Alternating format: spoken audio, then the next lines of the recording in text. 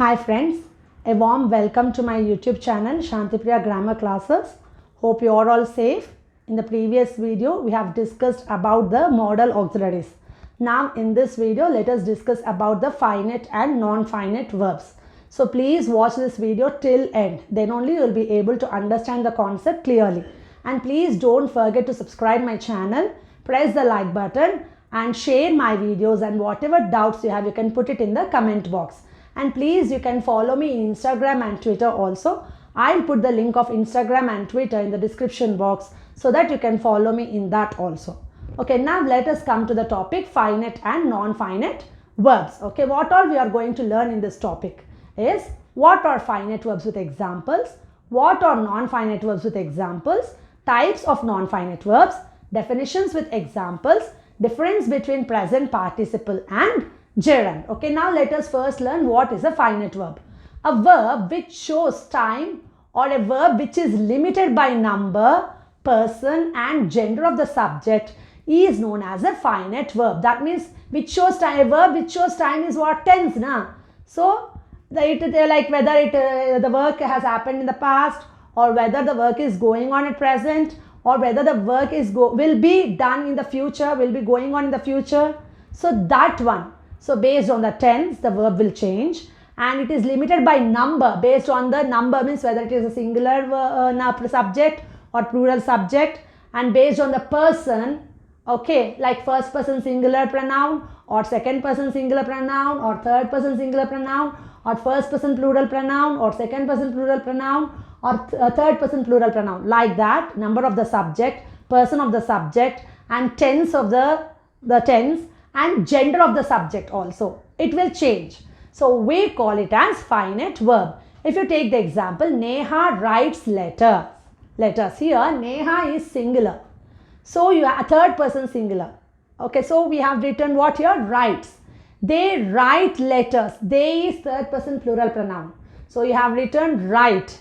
We have written letters. So it is talking about the tense. So like this, the verb write only changed based on the person, number and tense. So we call it as finite verbs. Okay, now what are non-finite verbs?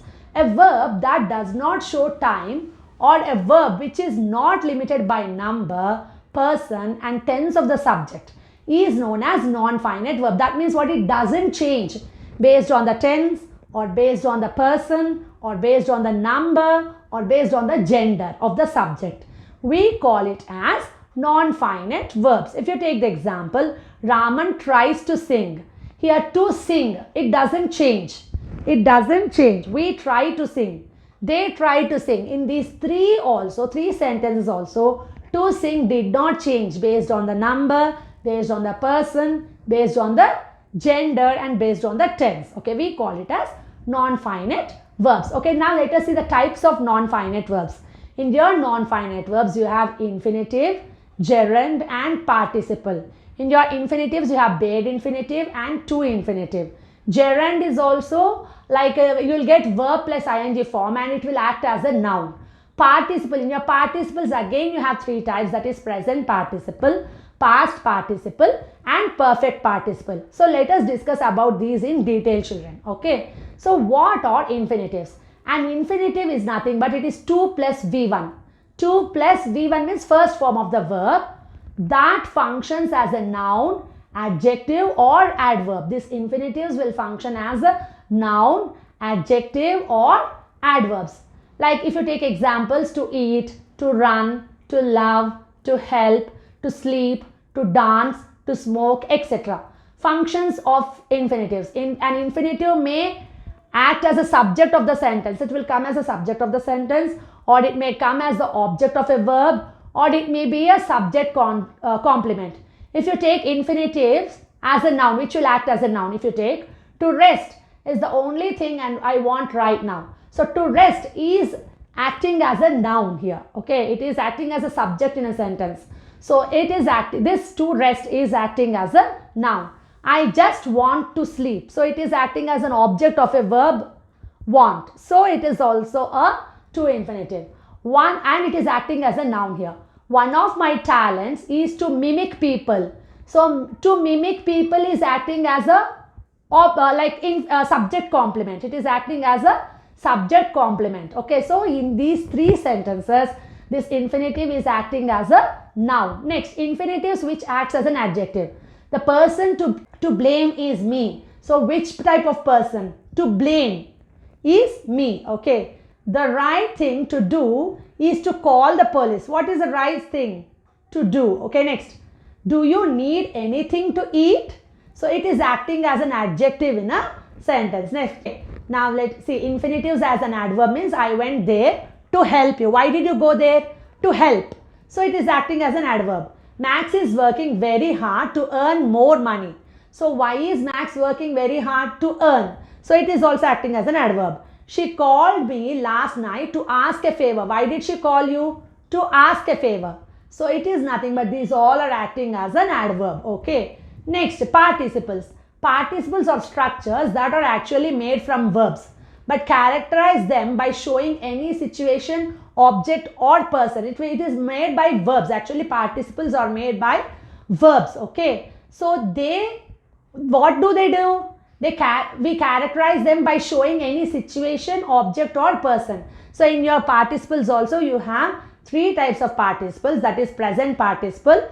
Present participle means what here? V1 plus ing. That means for the first form of verb, if you add ing, that will be present participle.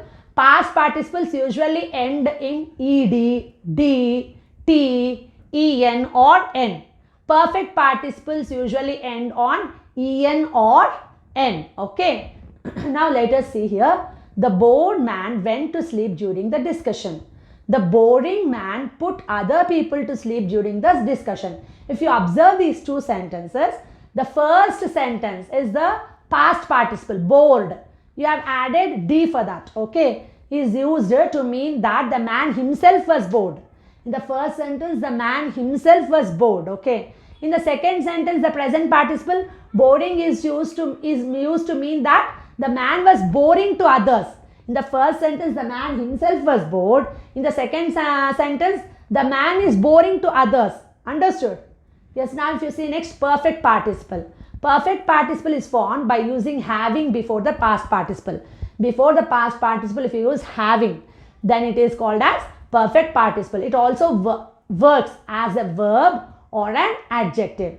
Having reached home, he went straight to his mother. So you got here having before the past participle. So it is perfect participle. Okay. Having read them, he gave it to me. Having read them, that is them means here the books.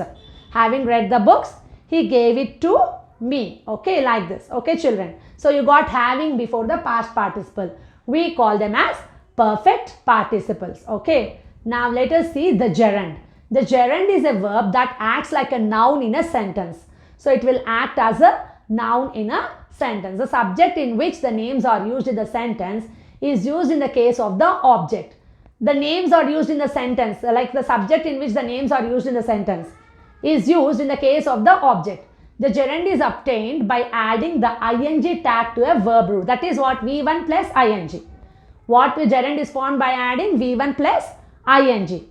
Okay, so it will act as a noun in a sentence. Swimming is my favorite sport. So swimming is acting as a noun in a sentence. So it is a gerund. Having to get up early won't bother me at all. So having is acting as a noun in a sentence. So it is also a gerund. Okay. Next, the gerund form of verbs, it will be act as a subject of the sentence. Like writing in English is difficult. So it is acting as a subject in a sentence. Watching TV is my favorite pastime. So it is acting as a subject in a sentence. As direct object of a sentence also it will act, like I like writing in English. What do you like? You like writing in English. So it is acting as a direct object in a sentence. I like going out to restaurants. What do you like? Going out to restaurants. So it is acting as a direct object in a sentence. Next, it will act as a subject complement also. My cat's favorite activity is sleeping. So what is your cat's favorite activity? Sleeping. So it is talking about the subject, cat's favorite activity. So it is acting as a subject complement. One of his duties is doing homework. What is one of his duties? Doing homework. So it is acting as a subject complement. That means the gerund is used as a subject of the sentence, as direct object of a sentence, as a subject complement. Okay, next, verbs followed by gerunds. Gerunds look like verbs but function as nouns in a sentences. Like running is fun, running is a gerund. I like eating, eating is a gerund. Each of these verbs can be followed by a gerund but not infinitive, Like I avoid taking the train on weekends. You can't write to take. You can't write to take. I avoid to take the train on weekends is the wrong form, children. We enjoy playing sports is the correct form. We enjoy to play sports is the wrong form. He dislikes cleaning his apartments. He dislikes to clean his apartments is wrong. She kept thinking about her job interview is the right thing. She kept to think about her job interview is the wrong thing. You missed hearing a great speech. It's the correct usage. You missed to hear a great speech is the wrong usage. Do you mind waiting here a minute is the correct usage. Do you mind to wait here a minute is the wrong usage. So what here? These gerunds will not be used as infinitive. Okay. Next, gerunds versus the infinitive. A gerund is a verb form which functions as a noun. The structure is V1 plus ing. Natives use gerunds as they sound more natural in speech. Okay. Here if you take snowboarding is great. So snowboarding is a gerund. I love running. Running is a gerund. So you can use snowboarding as infinitive also here. To snowboard is great. You can use this as infinitive. I love running. Gerund. Running is gerund. You can use this as infinitive like I love to run. Okay. Understood, children? Next, here now. Difference between participle and gerund. Participle also you will get like present participle. If you take present participle also, it will, what form you will get? V1 plus ing. Gerund also you will get V1 plus ing. But present participle is used as an adjective. Gerund is used as a noun. If you take, he likes playing football. So playing is acting as a noun in this sentence. So it is a gerund. I saw him playing football. So what did you see him? What was he doing? Playing football. So it is acting as an adjective in a sentence. So it is participle. Present participle. Swimming is a good exercise. So swimming is a gerund. We saw her swimming. So her swimming, like the way she swims. So it is acting as a participle. Okay. The way he plays football, the way she swims. He is fond of gambling. Gambling is acting as a noun in a sentence. So it is a gerund.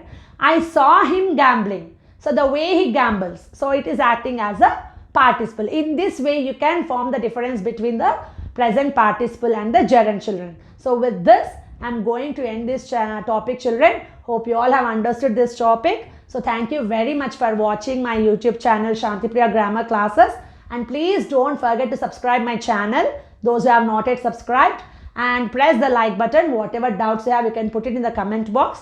And please share my video. You can follow me in Instagram and Twitter also. I'll put the link of Instagram and Twitter in the description box so that you can follow me in that also. Thank you very much, children. Thank you.